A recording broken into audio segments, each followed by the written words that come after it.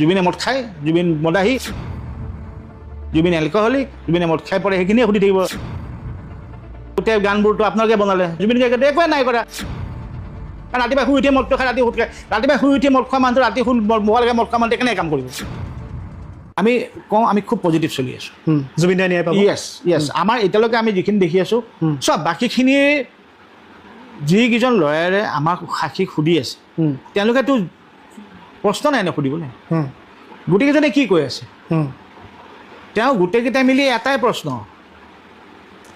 জুবিন গাৰ্গ মদাহী, Zubeen Garg alcoholic, Zubeen গাৰ্গে ৰাতিপুৱালৈকে মদ খায়। এতিয়া মোৰ প্ৰশ্ন আজি সেইদিনা পামীয়েও সুধিছে, মামনেও সুধিছে, মোৰ প্ৰতিটো সাক্ষীক সেয়ে প্ৰশ্ন। এতিয়া মোৰ কুৱেশ্যনটো এতিয়া মই তেওঁলোকক সুধিম, 35,000 গান আপোনালোক উকিল 4জনে গালে, 40,000 গান, 25,000 কম্প'জিশ্যন আপোনালোক উকিলকেইজনে বনালে, হাজাৰ হাজাৰ ষ্টেজৰ প্ৰগ্ৰেম আপোনালোক উকিলকেইজনে কৰিলে, চিনেমা আপোনালোককেইজনে কৰিলে, দুখীয়াক আপোনালোককেইজনে সহায় কৰিলে, জীৱনভৰ ৰাইজৰ কাৰণে যোনটো জনাৰ কাৰণে আপোনালোকে কৰিলে। জুবিন গাৰ্গে ৰাতিপুৱালৈকে মদে খালে, যদি ৰাতিপুৱালৈকে মদ খালে এই কামখিনি কোনে কৰিলে? আপোনালোকে কৰিলে। তাৰমানে মই এইটোৱে বুজিলোঁ, জুবিন গাৰ্গে একো কৰা নাই জীৱনত, ৰাতিপুৱা মদ খালে সেইকাৰণে তেওঁক মাৰি দিয়া হ'ল। এম আই ৰাইট? তাৰমানে সেইটোৱে প্ৰুভ কৰিছেতো। যিমান সাক্ষী কৈছেতো অকল মদৰ কথাই সোধে। এতিয়া সেইটো মানুহে ৰাতিপুৱা শুই উঠা পাই লয় যে মদে খাইছে, এই কামখিনি এই উকিলকেইজনে কৰিলে। আৰু যিহেতু জুবিন গাৰ্গে একো নকৰে, ৰাতিপুৱা পাৰিলে মদ খায়, সেইকাৰণে মাৰিয়ে দিলে, কাম নাই সেইটো। সেইটোৱে বুজিলোঁ ন মই। তাৰমানে এতিয়া তহঁতে প্ৰত্যেকটো সাক্ষীটো সেইটোৱে সুধি আছোঁ, বেলেগটো বল নাই। এতিয়া ময়োতো যাম, উইটনেছ মোৰ যোৱা মাহতে পৰিছে, কিন্তু পিছুৱাই আছে, বাকীবোৰক লৈ আছে, সময় নাই। জুবিনে মদ খায়, জুবিন মদাহী, জুবিন এলকহলিক, জুবিনে মদ খাই পৰে, সেইখিনিয়ে সুধি থাকিব এসপ্তাহ। বাকীটো গোটেই গানবোৰতো আপোনালোকে বনালে, গোটেই উকিলকেইজনে, 40,000 গান আপোনালোকে বনালে উকিলকেইজনে, কম্প'জিশ্যন উকিলকেইজনে কৰিলে, গোটেই ৰাইজৰ সহায় উকিলকেইজনে কৰিলে, হাজাৰ হাজাৰ উকিলকেইজনে কৰিলে। জুবিন গাৰ্গে একোৱে নাই কৰা। কাৰণ ৰাতিপুৱা শুই উঠিয়ে মদটো খাই, ৰাতি সুধ খায়, ৰাতিপুৱা শুই উঠিয়ে মদ খোৱা মানুহটো ৰাতি মোবাইলকে মদ খোৱা মানুহটো কেনেকৈ কাম কৰিব? ছিংগাপুৰলৈ কিয় লৈ গৈছিলে মানুহটো? কিয় লৈ? যদি সেই মানুহটোৱে মদে খায়, ছিংগাপুৰত কি পৃথিৱী বিখ্যাত, কি পৃথিৱীৰ আগত মানে তেওঁক হেৰি এষ্টাব্লিছ কৰিব, এটা তেনেহ'লে তহঁতে কিয় লৈ গৈছিলি? যিটো মানুহৰ একোৱেই নাই, অকল শুই থাকা, তেওঁ কিয় ছিংগাপুৰ লৈ যাব লাগে? আৰু ছিংগাপুৰ নাযাওঁ বুলি ক'লে আকৌ ছুইচাইড কৰিম বুলি কিয় ক'ব লগা হয়? চ' এইচব কথা কৈ লাভ নাই, কাম টু দ্য পইণ্ট। মুঠতে মোৰ এটাই কথা, জুবিন গাৰ্গক গোটেই পৃথিৱীৰ আগত, গোটেই অসমৰ আগত হত্যা হৈছে বুলি কোনে কৈছে? আৰু honourable chief minister of Assam কেবিনেটত ঢকিয়াই কৈছিল জুবিন গাৰ্গৰ হত্যা হৈছে। আমি নাজানো, আমি কোৱা নাই, আমি এতিয়াও কোৱা নাই, কিন্তু আমাক কৈছে honourable chief minister of Assam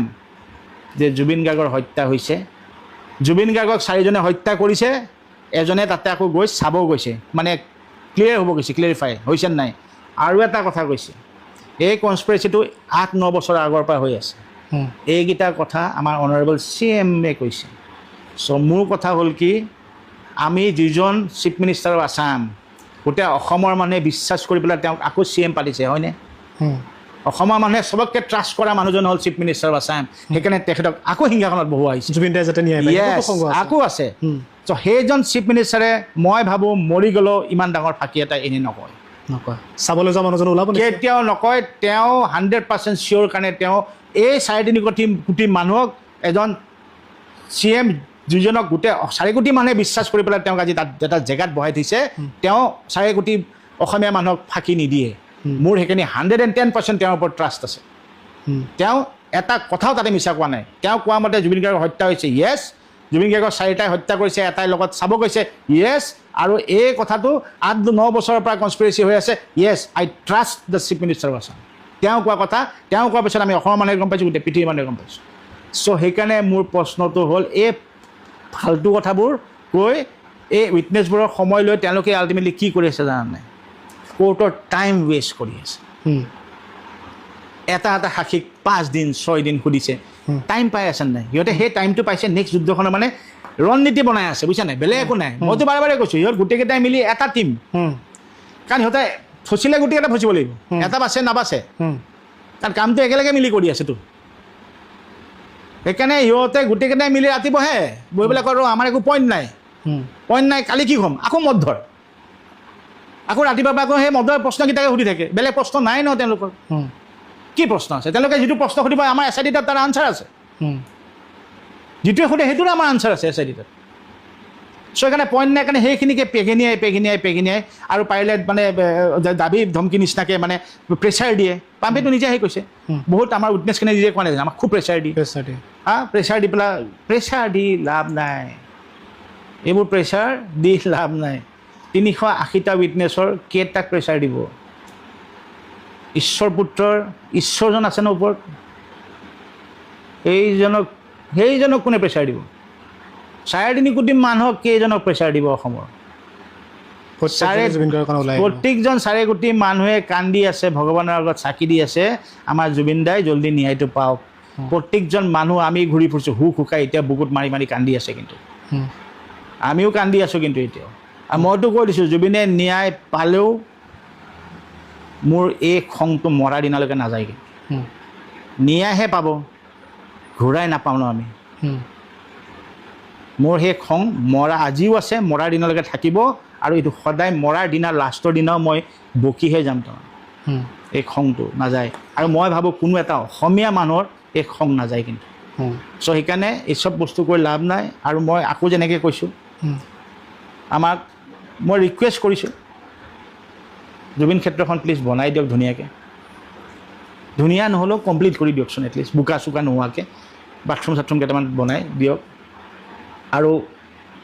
এওঁলোকে যিটো দীঘলীয়া ন্যায় প্ৰক্ৰিয়া কৈছে কিমান কৰিব নিৰ্ণয় ইমান দিন নোৱাৰে আমি ন্যায় পামেই মোৰতো পূৰা বিশ্বাস আছে আৰু মই যি কওঁ অসমীয়া মানুহক মই লাষ্ট কেইদিনৰ পৰা যিটো বস্তু দেখি আছোঁ মানুহবোৰে এতিয়া মুখেদি ক'বলৈ ভয় হৈছে কিয় নাজানো ভয় নকৰিব fight for your right fight for the correct decisions জুবিনক যদি ভাল পায় জুবিনে সদায় ফাইট কৰিছিল কিন্তু কাৰেক্ট কথাত মাত মাতিছিল কিন্তু আৰু আমি যে কওঁ আমি Zubeen followers if you are Zubeen followers be like Zubeen Garg মিছা কথা নকৰিবা মানুহক বেয়াকৈ নকবা গালি পাজাজ হাই হাগলা দাংগল কাজিয়া পেচাল কৰি চিলুশ্যন নহয় জুবিনে সদায় কৈ আছিল কিন্তু সত্যৰ কাৰণে সদায় মাত মাতিবা মই সদায় মাতি যাম সেইটো ভয় নকৰিবা তাৰমানে যিটো ৰাইট এটাই মই প্ৰশ্ন কৰিম মহাভাৰত যুদ্ধত কৃষ্ণই কিন্তু অৰ্জুনে যেতিয়া ধনু নুঠাইছিল তেতিয়া মই মোৰ ভাইক ধনু উঠাব নোৱাৰোঁ কৃষ্ণই কিন্তু অৰ্জুনক কনভিন্স কৰিছিল বেয়া মানুহ সি ভাইয়ে হওক যোনেই হওক সত্যৰ কাৰণে তই ধেনু উঠাবি কিন্তু সেইকাৰণে মই কৈছোঁ আমি ধেনু উঠাব নালাগে এই মুখখন দি মাতক ভয় নকৰিব ফাইট ফৰ দ্য ৰাইট আৰু সত্যৰ কাৰণে কেতিয়াও ভয় নকৰিব যিটো সত্য অশান্তি কৰি ভুইফাল কৰি একো লাভ নাই মই শেষৰটো প্ৰশ্ন কৰিছোঁ বেছি দীঘলীয়া নকৰোঁ দিন বুকুখনে সদায় কান্দে প্ৰতিজন অসমীয়াই কান্দে তথাপিতো 19 তাৰিখটো আহি আছে পালেহি গতিকে সেই দিনটো আকৌ অসমখনৰ অসমীয়াৰ যিটো কান্দোন সদায় কান্দি আছে তথাপিতো সেই দিনটোত হয়তো সকলো ওলাই আহিব এই যিটো আচলতে এবছৰ যে হ'ল বা এবছৰে যে আমাৰ মাজত কায়িকভাৱে তেওঁ নাই সঁচাকৈ ক'ৰবাত এতিয়াও যেন বিশ্বাস হোৱা নাই বিশ্বাসটো কেতিয়াও নহয় আমিতো বিশেষকৈ মোৰ কাৰণেতো এইটো ইম্পচিবল কথা এটা মইতো এনি টাইম আই ফিল হিজ ডে মই এনি টাইম কিন্তু আজি এই এটা বছৰ চোৱাচোন আপুনি এটা বছৰ কিন্তু জুবিনকৈ আছে কিন্তু জুবিনকৈ আছে এনেকুৱা লাগাই নাই যে এটা বছৰ আমি কিন্তু এতিয়া জুবিন আৰু এটা গম পাইছা নাই তুমি চোৱা ইফ আই এম নট ৰং 19 ছেপ্টেম্বৰ শিৱসাগৰৰ পানীটো 19 তাৰিখ দেখিছা নাই 19 তাৰিখ এইটো এটা প্ৰলয় বানপানী 15 আগষ্ট এই গুৱাহাটীত এনেকুৱা পানী কেতিয়াও হোৱা নাছিল জীৱনত আকৌ কালিয়ে কি নিউজ পাইছোঁ 8.5 ৰেক্টাৰ স্কেলত ভূমিকম্প আহি আছে এইচব প্ৰলয় এজন ঈশ্বৰ পুত্ৰ গ'লে পৃথিৱীখন হিলেই আৰু মইতো সদায় কওঁ জুবিন মই যে সদায় সেইকাৰণে কৈ আছোঁ নাই মই কেতিয়াও চাকি নজ্বলাওঁতো জুবিনৰ ফটোত নেভাৰ মই ফুল অলপ দি থৈ আহোঁ তাক ঠাণ্ডা ৰাখিবৰ কাৰণে চাকি কাক জ্বলায় মানুহৰ আত্মা শান্তিৰ বাবে আমি এটা চাকি জ্বলাই আহোঁ জুবিনৰ আত্মাই ক'ত শান্তি পাইছে জুবিনৰ আত্মাই ঢুপুলিয়াই ফুৰিছে ইয়াত কাৰণ সি ন্যায় পোৱা নাই ন্যায় নোপোৱা মানুহ এটাৰ আত্মাই শান্তি কেনেকৈ পাব মোক কোৱাচোন সি ঢুপুলিয়াই ফুৰিছে যে তাক আজি আমি যি অসমৰ কাৰণে জীৱনটো ছেক্ৰিফাইচ কৰিলে সেই অসমে আজি জুবিনক আমি ন্যায় দিবই পৰা নাই তাৰ আত্মাই ঠাণ্ডা হোৱা নাই আত্মা ঢুপুলিয়াই ফুৰিছে যে আত্মাটোৱে যদি ইয়াতে আছে চাকিটো মই কাক দিম তাৰ সেইকাৰণে মই শপত খাই থৈছোঁ জুবিনৰ ন্যায় নোহোৱালৈকে মই চাকি নজ্বলাওঁ আত্মা শান্তিৰ কাৰণেহে চাকিটো দিলোঁ আত্মাই ক'ত শান্তি পাইছে ন্যায় পোৱা নাই কেনেকৈ আত্মাই শান্তি পাব সি ঢপলিয়াই ফুৰিছে ইয়াত সি অসমীয়া মানুহক মুখলৈ চাই চাই ঘূৰি ফুৰিছে মোক ন্যায়টো পামনে সি প্ৰত্যেকটো অসমীয়া মানুহক মই যে কওঁ জুবিন চবতে আছে সি চবতে ঘূৰি ফুৰিছে বানপানীৰ সহায়ত তাতো আমাৰ লগত ঘূৰি ফুৰিছে ক'ৰবাত জুবিনৰ গান নৃত্য তাতো জুবিন ঘূৰি ফুৰিছে কিন্তু সি ন্যায় বিচাৰিয়ে ঘূৰি ফুৰিছে যে মইতো নিস্বাৰ্থ মানে অসমৰ কাৰণে চব দি থৈ গ'লোঁ এটা মই জীৱনত পৰুৱা মাৰি নাপালোঁ আৰু মোক মাৰি দিলোঁ তহঁতে এটা পৰুৱা নামাৰা মানুহ এটাক আমি মাৰি দিলোঁ সি এতিয়া সেই ন্যায়টো ভিক্ষা কৰি ফুৰিছে একচুৱেলি কাৰণ এবছৰ হ'ব বুলি আমিও ভবা নাছিলোঁ আৰু এতিয়া দেখিছোঁ দেখা মইতো ক'লোৱে অলপ আগতে কোৰ্টত আৰু দীঘলীয়া কৰি গৈ আছে তেওঁলোকে এটা মানে কওঁ যে দুখটো মোৰ এতিয়া নাই তাৰমানে মোৰ খংহে আছে তাৰ দেখি থাকোঁতো কিছুমান বস্তু দেখি থাকিলে সহ্য নহয় তাৰমানে দুখ নাই তাৰমানে এতিয়া দুখ কৰা সময় নাই আমাৰ বহুত দুখ কৰিম অকলে থকা সময়তে দুখ কৰিম চকুৰ পানী ৰখাব নোৱাৰোঁ গান এটা শুনিলে অশান্তি লাগি যায় য'তে যাওঁ এনেকুৱা লাগে যেন ওচৰতে বহি আছে তাক মিছ নকৰোঁ কেতিয়াও কিন্তু কেতিয়াবা সেইটোৱেতো দুখ লাগে যে সিটো বেচেৰা আমাক এতিয়া বিচাৰি আছে ন ন্যায়টো কেতিয়া পাম কিন্তু আমিতো দিব পৰা নাই চ' দুখটো তাত লাগে আৰু তাত খংটো উঠে তাৰমানে কিন্তু তথাপিও বিশ্বাস আছে যে জুবিন ক্ষেত্ৰখনো বনিব আৰু ন্যায় যে পাম সেইটো মোৰ কিন্তু 110% বিশ্বাস কাৰণ এতিয়ালৈকে আমাৰ যিখিনি আমাৰ লয়াৰ্ছ দে আৰ বা SIT they are doing a excellent job আৰু গোটেইখিনি মই ভাবোঁ আমি we are on the right track so' সেইটো বিশ্বাস আছে থাকি আৰু আশাত থাকিলোঁ আৰু নমস্কাৰ মই আপোনালোকৰ সন্মুখত অনুপম চক্ৰৱৰ্তী পিপলছ টিভিলৈ সকলোকে স্বাগতম জনাইছোঁ মানুহৰ কথা মানুহৰ ব্যথা আৰু আজি আমি জুবিন গাৰ্গৰ কথা ক'ব খুজিছোঁ প্ৰিয় দৰ্শক অসহনীয় এবছৰৰ প্ৰায় আমি দুৱাৰ দলিত আছোঁ অৰ্থাৎ সংগীতৰ ৰজাজন আপোনাৰ মোৰ বুকুত শিপাই থকা মানুহজনৰ হত্যাৰ এবছৰ হ'বলৈ আৰু মাত্ৰ কেইদিনমান বাকী 19 ছেপ্টেম্বৰত আকৌ এবাৰ অসমৰ সকলো মানুহে কান্দিব সকলো মানুহে আকৌ এবাৰ জুবিন গাৰ্গক কেন্দ্ৰ কৰি যি ধৰণৰ পৰিস্থিতি হ'ল সেই পৰিস্থিতিৰ এবাৰ সকলোৱে মনত পেলাব ঠিক সেইখিনি সময়তে আমি এক আহ্বান লৈ আপোনালোকৰ সন্মুখত আহিছোঁ 19 ছেপ্টেম্বৰত জুবিন গাৰ্গৰ স্মৃতি সজীৱ কৰিবলৈ প্ৰত্যেকজন অসমীয়া মানুহে কি কৰিব পাৰে মাজুলীৰ এগৰাকী উদ্যমী যুৱক ডক্টৰ অম্লানজ্যোতি বৰাই মোৰ সৈতে এই সম্পৰ্কত কথা বতৰা পাতিছিল আৰু ডক্টৰ অম্লানজ্যোতি বৰাই মোক এটা আহ্বান জনাইছিল যে জুবিন গাৰ্গৰ সেই 19 ছেপ্টেম্বৰৰ দিনটোত এবছৰৰ দিনা সমগ্ৰ অসমৰ জুবিন গুণমুগ্ধই অৰ্থাৎ প্ৰত্যেকজন অসমীয়া মানুহে আমি এটা কাম কৰিব পাৰোঁ আৰু সেই কামটো হৈছে মায়াবিনী গীতটি যিটো গীত এতিয়া প্ৰাৰ্থনালৈ পৰিৱৰ্তন হৈছে সেয়া আমি সকলোৱে অনুভৱ কৰিব পাৰোঁ সমগ্ৰ অসমৰ মানুহে নিৰ্দিষ্ট এটা সময় লৈ সেই নিৰ্দিষ্ট সময়টোত অসমৰ প্ৰত্যেকখন জিলাৰ প্ৰত্যেকটো অঞ্চলত একে সময়তে মায়াবিনী গীতটো আমি পৰিৱেশন কৰিব পাৰোঁ এই পৰিৱেশনৰ যোগেদি আমাৰ এটা ডাঙৰ কাম হ'ব সেয়া হৈছে সমগ্ৰ অসমত মায়াবিনীৰ যিটো প্ৰাৰ্থনাৰ ৰূপ অসমৰ মানুহে বুকুত আবেগ ৰাখি গাব আৰু সেই গীত গাই অসমৰ মানুহে বুজাই দিব যে জুবিন গাৰ্গ প্ৰত্যেকজন মানুহৰ বুকুত এতিয়াও তেনেধৰণে সজীৱ হৈ আছে ডক্টৰ অম্লানজ্যোতি বৰাই এই কথা কোৱাৰ লগতে মোক জনাইছিল যদি এই কাম সফলভাৱে আমি সম্পাদন কৰিব পাৰোঁ তেতিয়াহ'লে গিনিজ বুক অফ ৰেকৰ্ডৰ কাৰণেও আমি এটা প্ৰস্তাৱ গ্ৰহণ কৰিব পাৰোঁ ডক্টৰ অম্লানজ্যোতি বৰা নামৰ উদ্যমী যুৱকজনৰ মনৰ কথা হ'ল প্ৰয়োজন হ'লে গিনিজ বুক অফ ৰেকৰ্ডৰ কাৰণে যি ধৰণৰ যোগাযোগ যি ধৰণৰ খৰচ লাগে সেয়া তেওঁ নিজেই কৰিব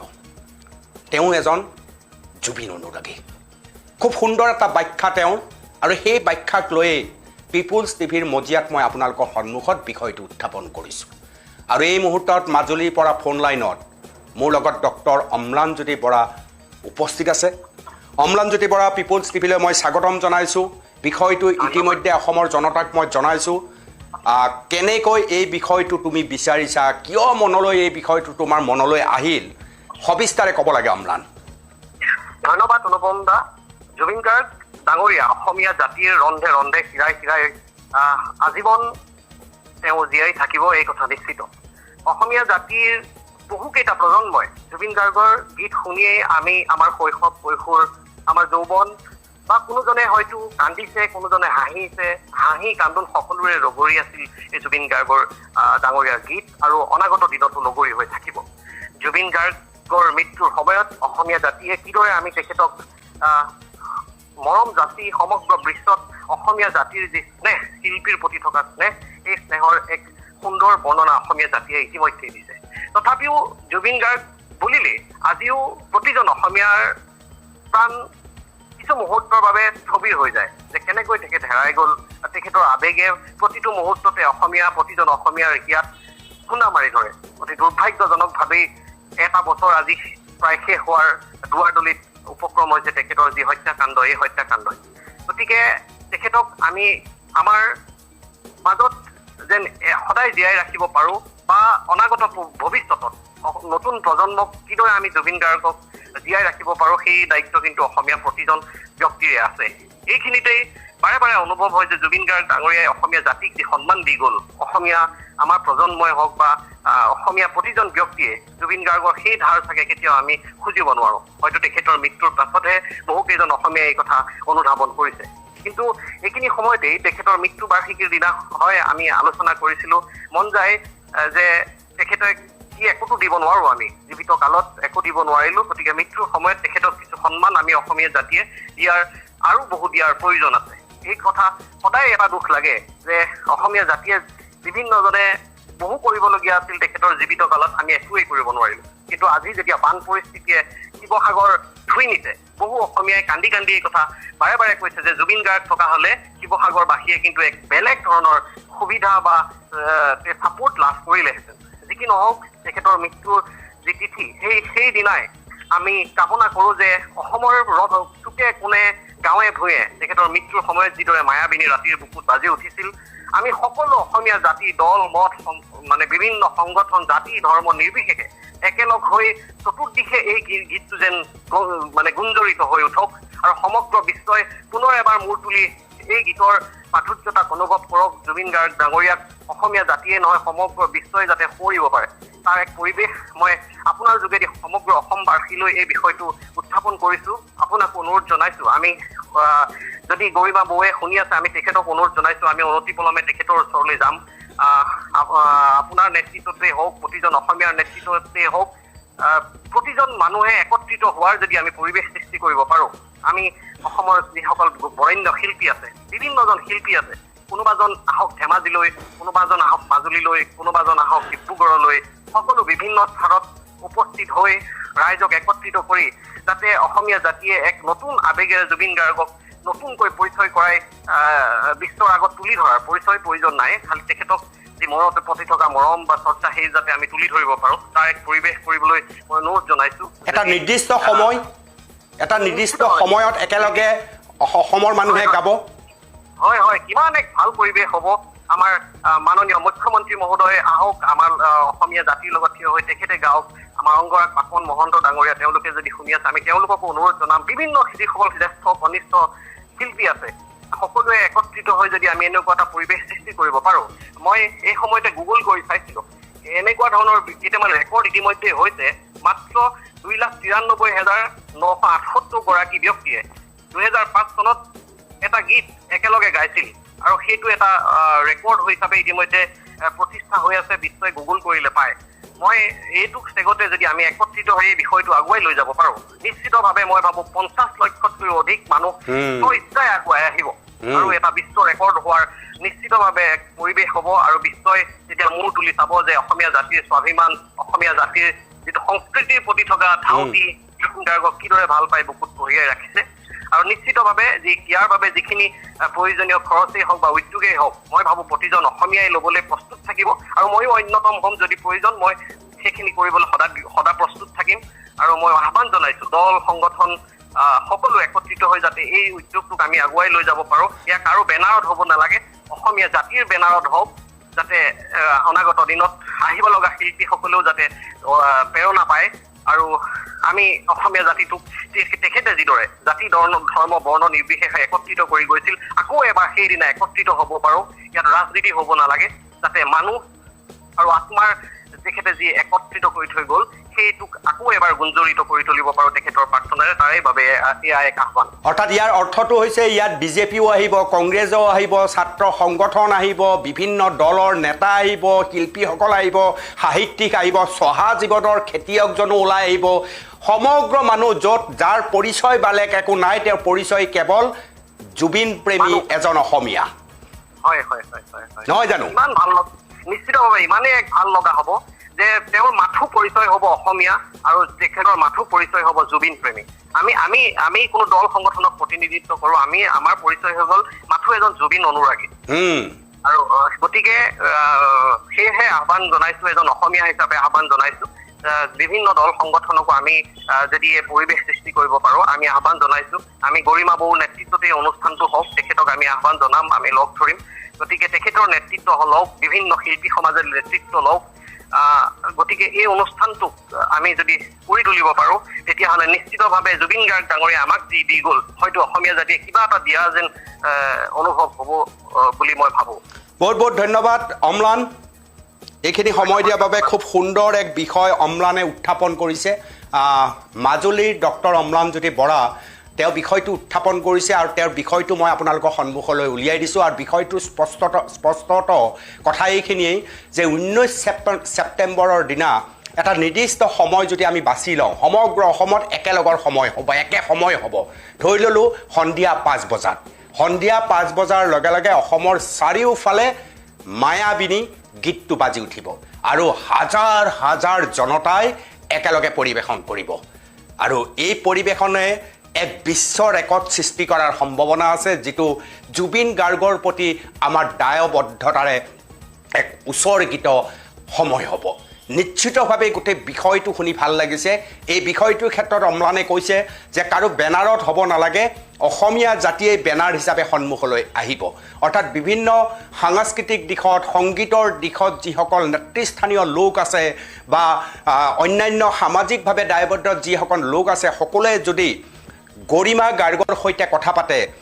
আৰু গৰিমা গাৰ্গক সন্মুখত থাকি যদি এই বিশেষ বিষয়টো আগবঢ়াই নিয়ে মই ভাবোঁ এইটো এটা অভিভূত হ'ব পৰা পৰিৱেশ সৃষ্টি হ'ব এনেও মায়াবিনী গীতটি গোৱাৰ লগে লগে আমাৰ কি পৰিস্থিতি হয় উজনি নামনি মধ্যসম সকলোতে আমি সেই দৃশ্য ইতিমধ্যে দেখিবলৈ সক্ষম হৈছোঁ এতিয়া 19 ছেপ্টেম্বৰ অসহনীয় সময় এটা বছৰ 19 ছেপ্টেম্বৰ দিনা জুবিন গাৰ্গক সুঁৱৰি সমগ্ৰ অসমৰ মানুহে যে কান্দিব সেয়াটো নিশ্চিত ন্যায় ব্যৱস্থা এতিয়ালৈকে আমি ফলাফল পোৱা নাই ন্যায় প্ৰক্ৰিয়া ফাষ্ট ট্ৰেক আদালতত হৈ আছে কিন্তু তাৰ মাজত অম্লানে কোৱাৰ দৰে যদি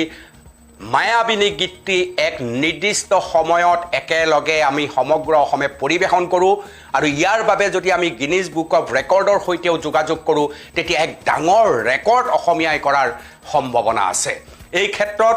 জুবিন গাৰ্গে এটা প্ৰিয় অনুষ্ঠান হৈছে জুবিন গাৰ্গ ফেন ক্লাব অসমৰ চাৰিওফালে আছে তেওঁলোকেও আমাক বাহিৰৰ পৰা বিভিন্ন ধৰণে সহায় কৰিব পাৰে গৰিমা গাৰ্গক মুঠতে সমগ্ৰ অসমৰ জাতীয় সংগঠন বিভিন্ন আমাৰ জনগোষ্ঠীয় সংগঠন বিভিন্ন ৰাজনৈতিক দলৰ নেতাসকল যি বিজেপি হওক কংগ্ৰেছ হওক অসম গণ পৰিষদ হওক জাতীয় পৰিষদ ৰাইজৰ দল যিয়েই নহওক সেই পোচাকবোৰ তেওঁলোকে খুলি ল'ব আৰু এজন অসমীয়া হিচাপে সন্মুখলৈ আহিব সাহিত্য সভাৰ পৰা আৰম্ভ কৰি বিভিন্ন ক্ষেত্ৰৰ সকলো মানুহৰ লগত গাঁৱে গাঁৱে চহা জীৱনৰ মানুহৰ যদি আমি সম্পৰ্কিত কৰি লওঁ আৰু প্ৰত্যেক ঠাইতে একে সময়তে বিভিন্ন জিলাৰ বিভিন্ন অঞ্চলতো আনকি একে সময়তে ধৰি লোৱা এটা নিৰ্দিষ্ট সময় ঠিক কৰি ল'লে গৰিমা গাৰ্গে যে আমি সন্ধিয়া 5 বজাত এই গীতটি গাম, সন্ধিয়া 6 বজাত আমি এই গীতটি গাম আৰু সমগ্ৰ অসমত একেলগে এই গীতটো পৰিৱেশন হ'ব। ই কেনে এক অভূতপূৰ্ব পৰিৱেশ সৃষ্টি কৰিব সেয়া আপোনালোকে সকলোৱে অনুমান কৰিব পাৰিছে। গতিকে অম্লানৰ এই বিষয়টো মই আপোনালোকৰ সন্মুখত উত্থাপন কৰিলোঁ আৰু আশা কৰোঁ এনে এটা মধুৰ সময় সৃষ্টি কৰিবৰ বাবে সমগ্ৰ অসমৰ যিসকল লোক জনা বুজা লোক আছে, জুবিন গাৰ্গৰ কাষৰ যিসকল লোক আছে, সকলো একেলগে ওলাই আহিব আৰু সেই এটা নিৰ্দিষ্ট দিনৰ সেই নিৰ্দিষ্ট সময়ৰ মায়াবিনী গীতৰ সেই পৰিৱেশনৰ অভূতপূৰ্ব পৰিৱেশটো সৃষ্টি কৰিব। আশা কৰোঁ এই সম্পৰ্কে আপোনালোকেও চৰ্চা আগবঢ়াওক, এই সম্পৰ্কে আপোনালোকৰ ক'বলগীয়া অনুগ্ৰহ কৰি জনাব। মই সন্মুখত থাকি এই বিষয়টো সম্পৰ্কে গৰিমা গাৰ্গৰ সৈতেও কথা পতাৰ এটা চেষ্টা নিশ্চয় কৰিম। এই সম্পৰ্কত আপোনালোকৰ মতামত মই আশা কৰিলোঁ। ধন্যবাদ।